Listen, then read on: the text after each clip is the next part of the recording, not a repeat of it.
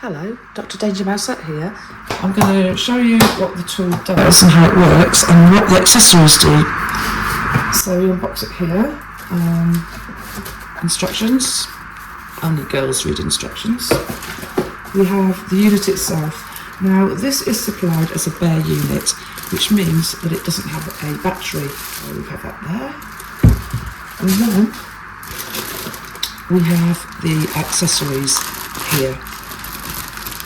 So let's have a look at the tool itself. Now I mentioned it was a bare unit with no battery, so I've got a battery from another DeWalt tool that I've got here to slot into it. Now normally if you're going to buy a 5 ampere hours battery, you're looking at about £50 from DeWalt. So what we've got here, we've got the trigger. That's the progressive trigger. So the more you pull on it, the more power you've got. Also here, you've got 3 speeds. So that was 1, and this is 3. So you can see the difference there. We have a button here, and that is to lock the trigger. So pull it through, like that. And then your little ones, children, can't chop their hands off, which is always a bit annoying because there's lots of blood to clear up. Other features are here. We have the tool release. Now this is the best feature of this tool. It means you don't have to faff around with additional tools and screws whenever you change the blade that's on the tool itself. And we have, let's have a look, which I like, a light. So if you're working in dark corners or anything like that, it's all lit up. So we have that there. Let's put that aside and let's start looking at the accessories. Now, I have to say, as much as I like DeWalt tools, the instructions, which is why I threw them away so cavalierly, are rubbish on what all these bits are for. So I'm going to demonstrate them and talk through what they all do. Okay. So let's lay them out a little bit.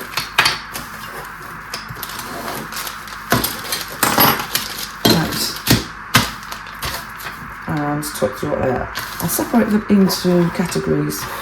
Now these ones here, there, and there, and there, are all cutting blades. I'll take them out so you can see them better.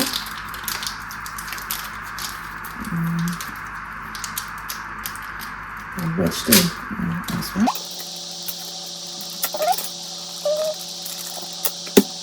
Now if you look at them, one's got HCS on, or 2 have got HCS on. Now these are saws for cutting wood, and the smaller one is a detail cutter, so just cut little slots and things, which is quite handy. This one is called bimetal, and that means you can cut wood and also nails. Now what I've found is it's very good at cutting the wood, and it's fine at cutting nails, but when you're trying to cut hardened screws or anything like that, it's really not up to the job. But don't let that detract from the tool. I'm going to show you how these fit in to the multi-tool itself. Right, and this is how easy it is. This is why I love this tool. So for example, we're going to use the bimetal. This pattern on here corresponds to this bit inside, so you simply pull like that, and you can see inside there's little teeth there. There. That's it. That's literally your tool in place and ready to use, which I think is absolutely marvellous.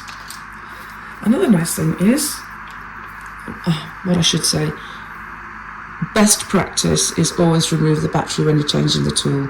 That's my bad, and I shouldn't be passing bad habits on to you. So I'm going to remove the battery and show you something else. It's very, very stiff. There. Okay, you can work this tool at a right angle as well, like that. I'll put the battery back in and show you. So if you're getting into tight spaces,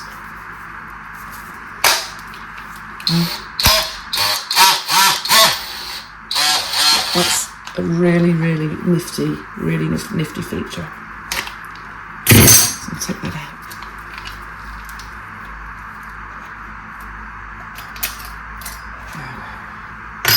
So we've dealt with the cutting blades. Here, this one is a stripping tool. It's got a little blade here, and it's flat, and it's for when you want to, say for example, get paint off like that. You use it for that application. Look up here. Now this circular piece, I'll hold it up so you can see, it's got little teeth on it. That is a saw for cutting wood. There you go, so you can go through wood like that, which is quite handy. We have another one which is very similar. Now, if you look here, there is kind of like a grit around the half circle there. That's carbide, which is an extremely hard material, a derivative of diamond actually, and you can use this for cutting grout out, like that, or indeed you can use it for cutting tiles, so it's a really useful tool. Put that over there. This part here is, I won't open the bag, I think I've got one from another tool. Here, there, is for sanding. It's the foot, this for the sanding foot. So that again fits into the tool as so, like that,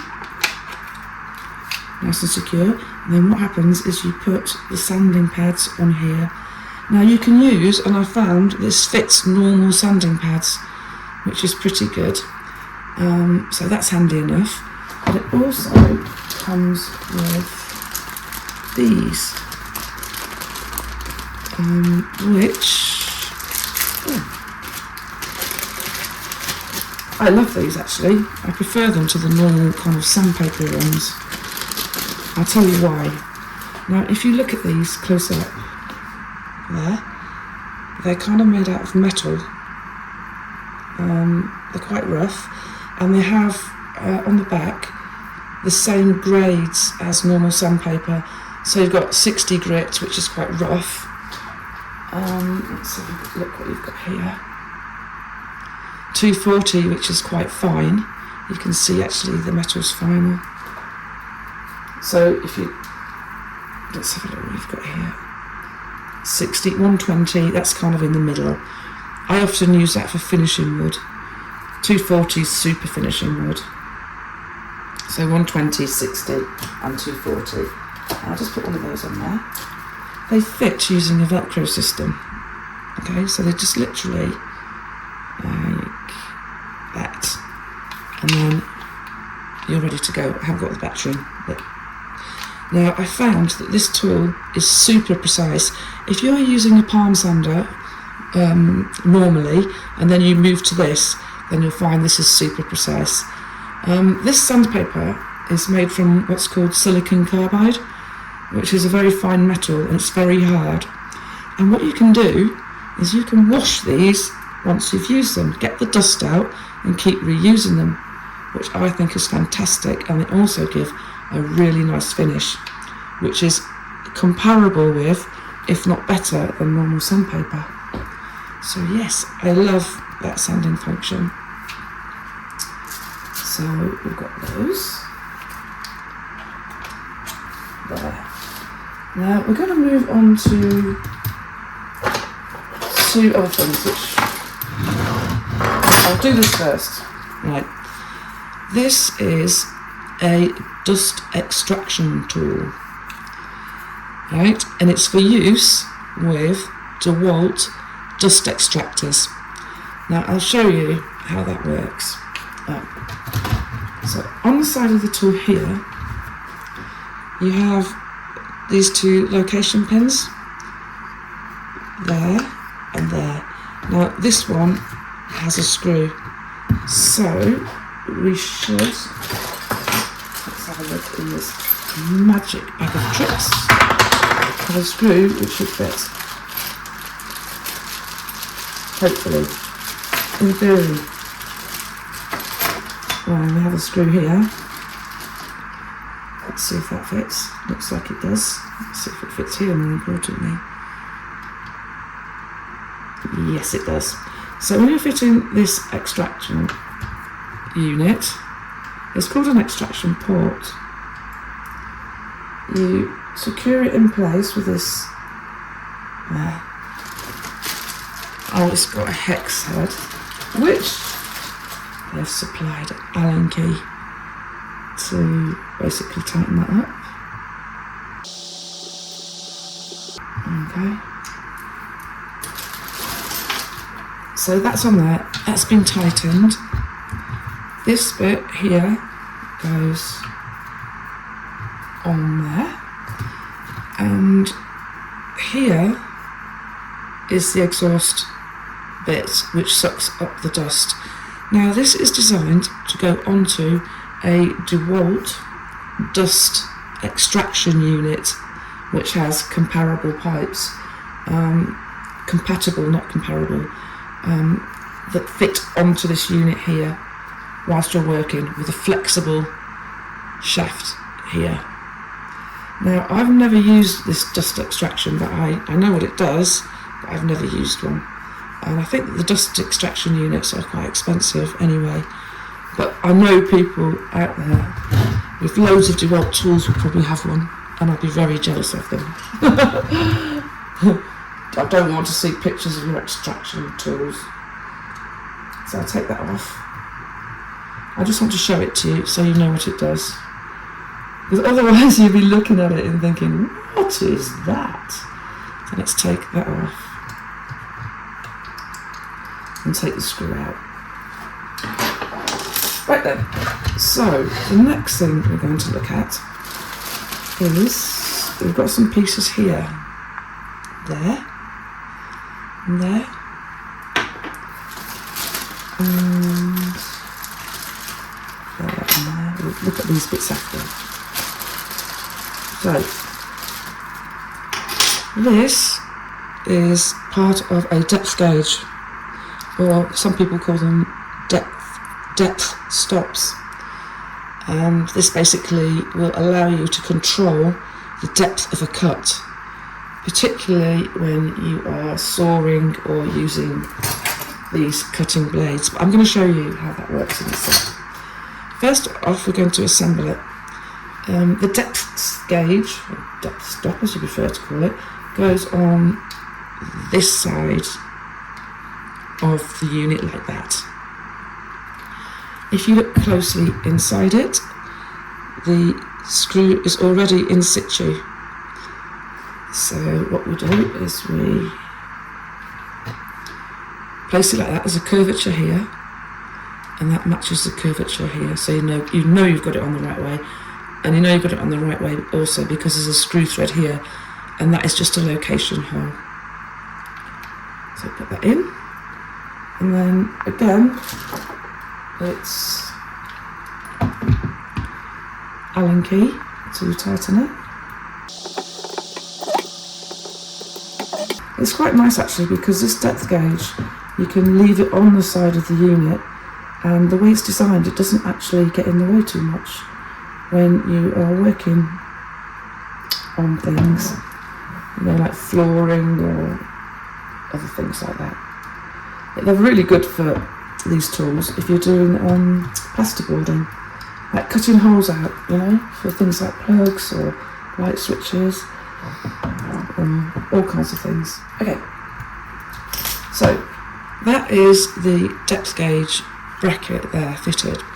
What we need now is the actual depth gauge itself. This fits in only one orientation here, so just wiggle it here and you know you've got the right way, because it will not go in any other way. So like that. Now what you need to secure this into position is this component here. There you go. So you simply screw that into place like that. Until it's tight.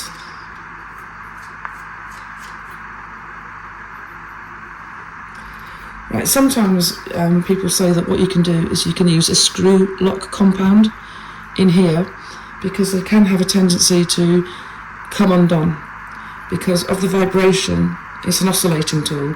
The vibration will loosen the screws, and if you're doing a lot of that and you need it to be a precise depth, you don't want the screw to come undone basically and move this. Okay, so what I'm going to do is I am going to demonstrate, oops, bits of plastic everywhere, how to use the depth gauge. Okay, so let's get a cutting tool like that and insert it like that. There we go, that's it. Right, say we want to cut to a depth of, say, 10mm. Move it down, tighten up,